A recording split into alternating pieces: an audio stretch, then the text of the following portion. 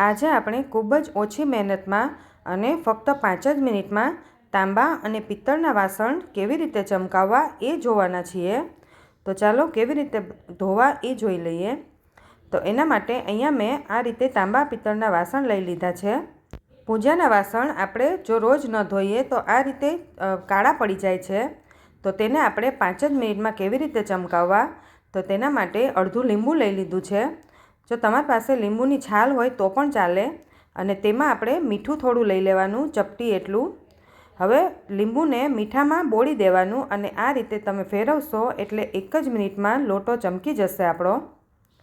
આ રીતે આખા લોટામાં આપણે લીંબુ અને મીઠું ફેરવી દેવાનું છે। તમે જોઈ શકો છો કે લોટો આપણો કેટલો સરસ એકદમ ચમકી ગયો છે। અંદર પણ આ જ રીતે મેં મીઠું અને લીંબુ ફેરવી દીધું છે। આપણો લોટો એકદમ ચોખ્ખો થઈ ગયો છે। હવે ઉપરથી આપણે વાસણ જે ધોવાનો સફેદ પાવડર આવે, ઉપરથી આપણે તેનાથી સાફ કરી લેવાનું, જેથી કોઈ પણ ડાઘ ન પડે।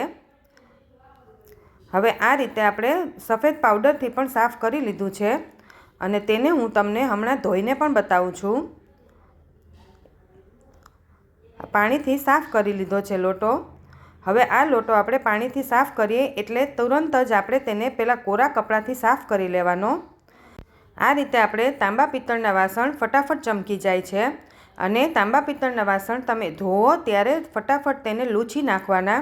જો એકદમ કોરો થઈ જાય તો છે ને તેમાંથી ડાઘ રહેતા નથી,